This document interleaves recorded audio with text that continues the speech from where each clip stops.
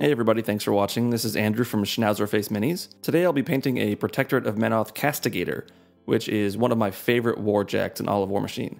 I just love everything about this sculpt, and anybody who doesn't is just being a Castigator.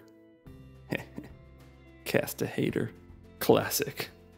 I prime with Vallejo polyurethane white primer. A white primer works best for brighter minis with more colorized shadows, and for a model that'll be primarily white anyway, it's a no-brainer to go with white primer.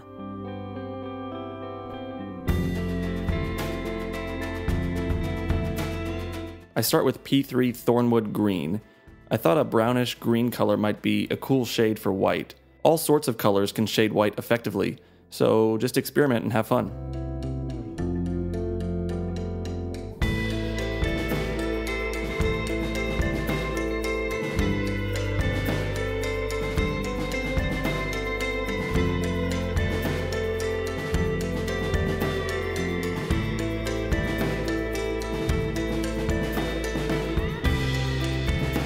Next is P3 Menoth White Base. I know some painters go base coat, then shade, then highlight, then second shade, then second highlight, and so on, but I find it easiest to blend colors when going just from darkest to lightest.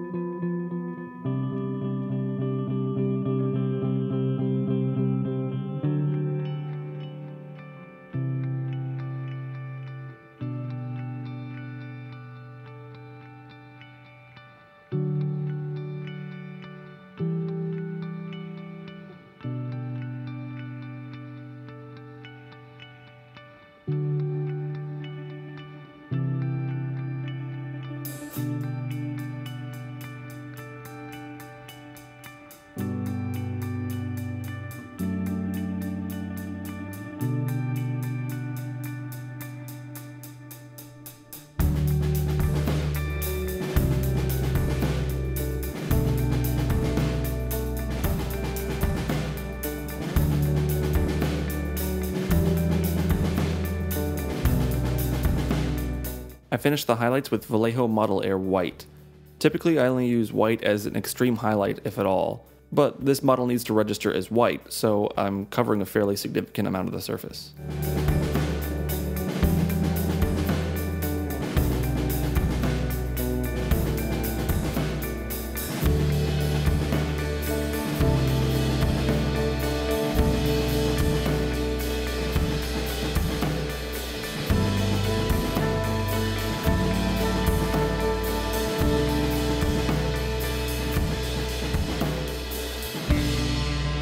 I was a little sloppy with my highlights, so I touch up the shadows with Thornwood Green.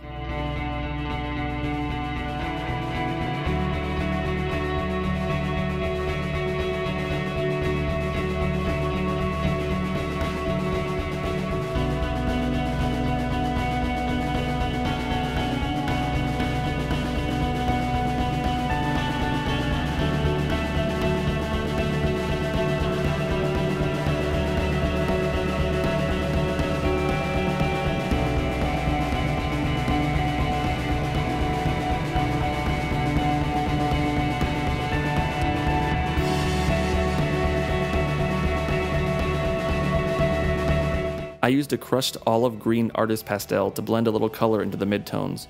It's a fairly subtle effect, but I think it's worth the effort.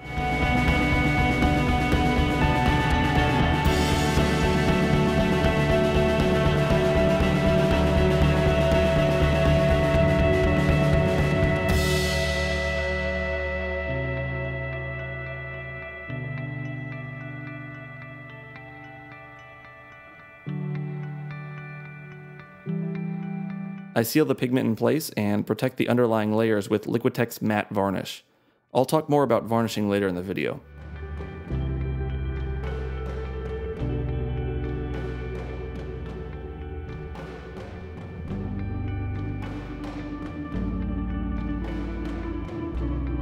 I use P3 Sanguine Base to base coat the purple areas. It takes about 3 thin coats to get good, even coverage.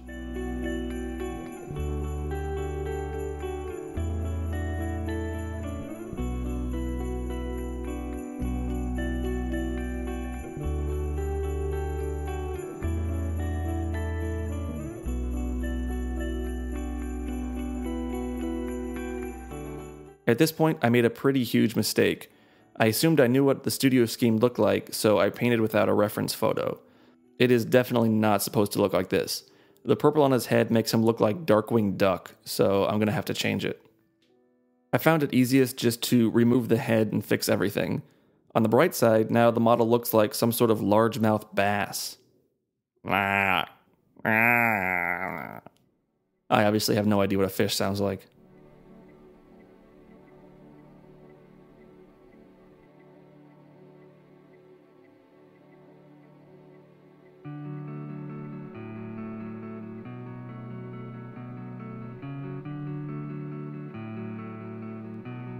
I highlight the purple areas with a 1-to-1 mix of Sanguine Base and Vallejo Game Color Warlord Purple.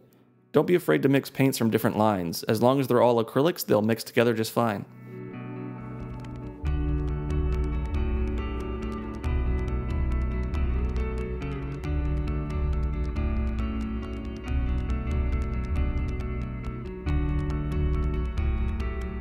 I had planned to highlight the rest of the purple by hand, but I just prefer airbrushing. I mask off the white areas with painter's tape and repeat the highlighting process on all the purple areas. Finally, I tie all the purples together with Sanguine Base at an 8-to-1 water to paint ratio.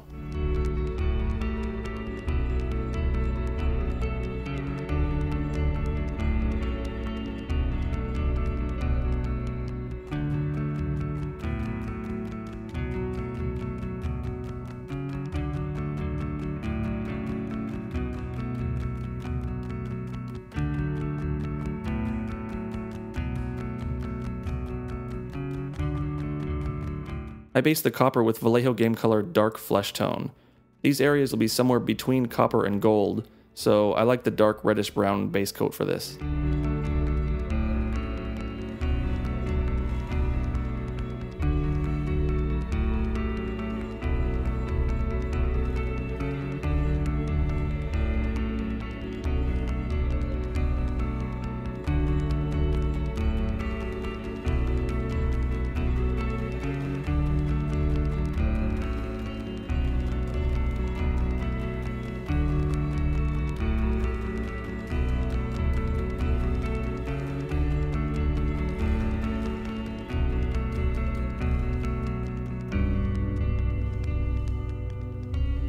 I use VMA steel on all the silver areas.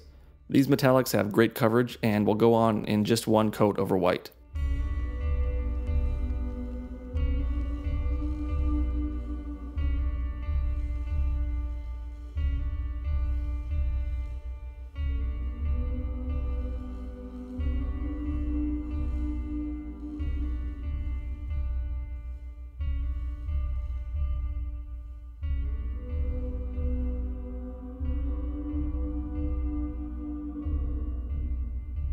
I start the copper areas with Vallejo Liquid Gold Copper. This is an alcohol-based paint, so you can't thin it with water. You need to use isopropyl alcohol as a thinner. I also recommend using a synthetic brush for these paints, as the alcohol and metal flakes will wreak havoc on natural hair brushes.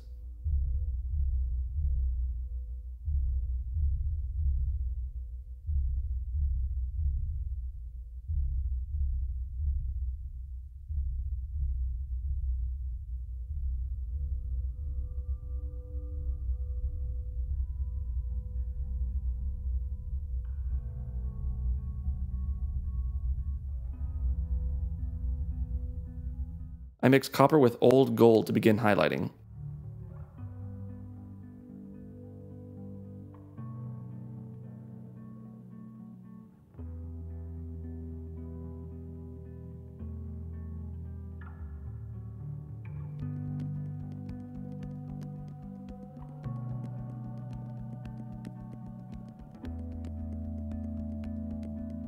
Next is old gold on its own.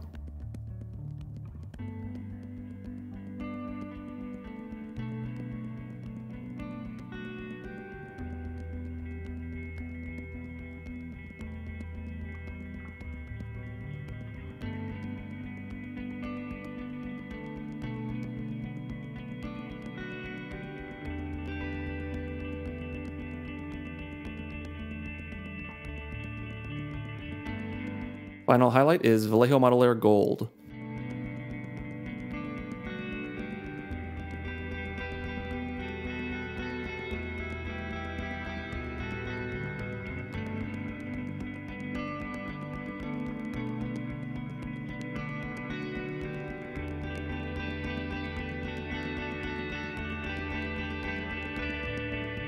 I cover the silvers in natural iron oxide to kill the shine just a little.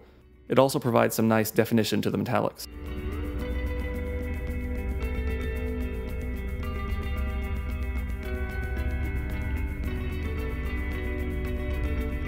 I coat the model in a gloss varnish in preparation for an oil wash.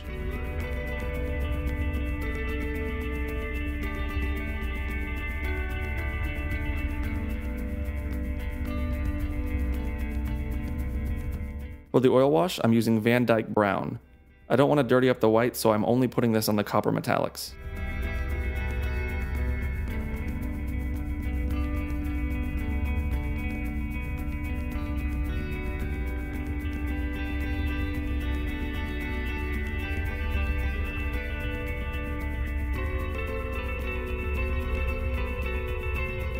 I didn't film it, but I hit the whole model with a coat of Tester's Dull Coat. I start shading the copper with Leviathan Purple at a 4:1 water to wash ratio. I really like the way purple looks as a shade in golds and coppers, but this is a personal preference. These next few steps took a long time, so you're only going to see a fraction of the work.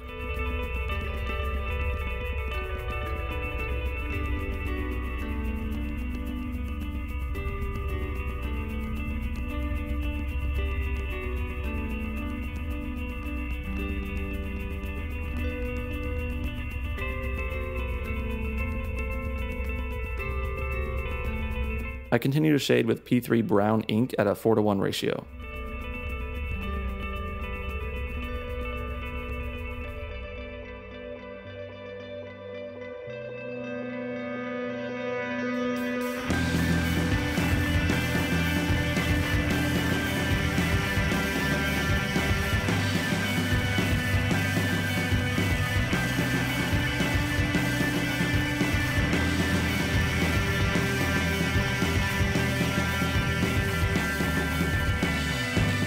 I go back and do touch-ups on the metallics to bring out the details after the varnish.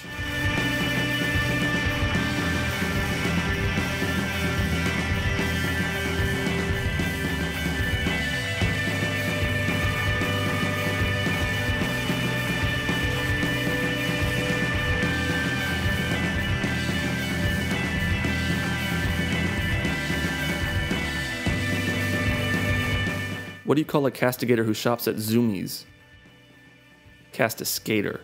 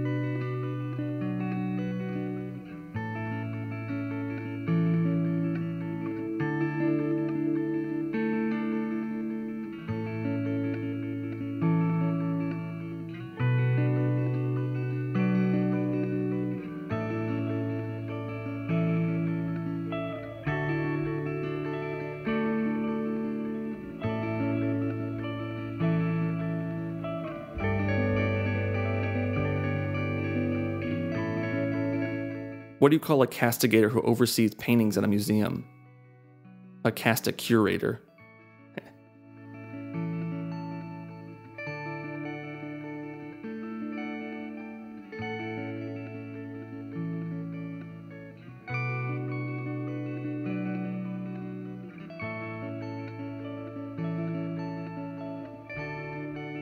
For the eyes, I use Vallejo Game Color Bloody Red, then Orange Fire, followed by Sun Yellow.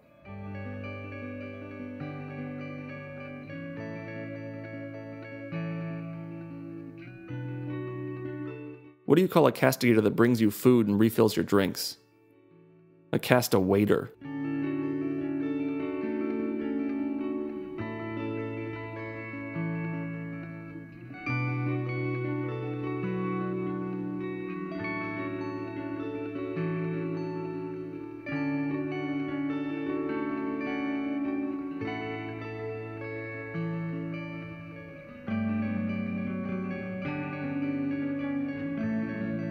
The base is pretty self-explanatory, so I'll take this time to talk about varnishing.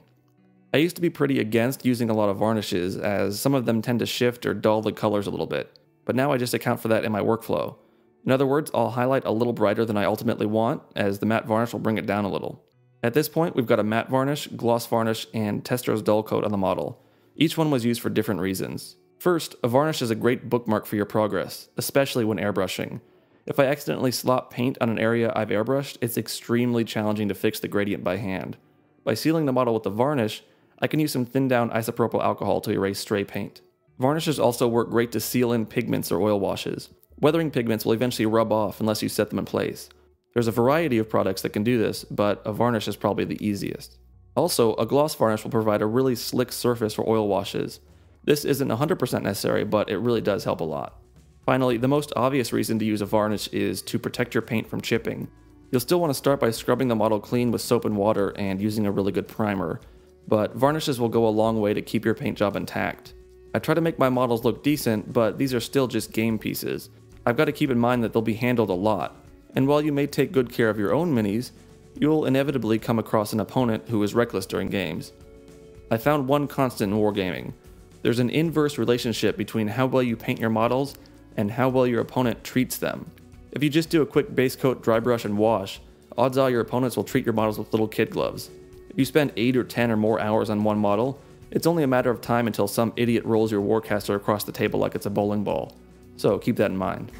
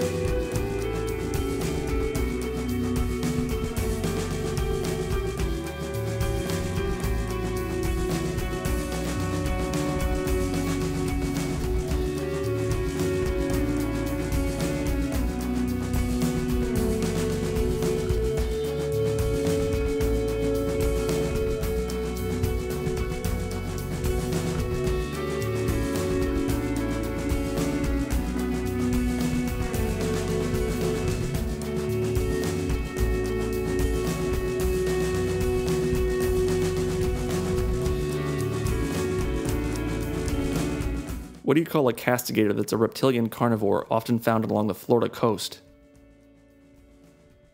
A Castigator.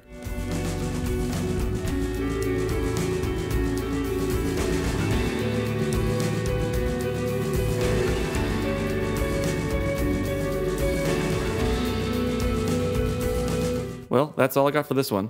Remember to comment, like, and subscribe if you like this video. Thanks for watching!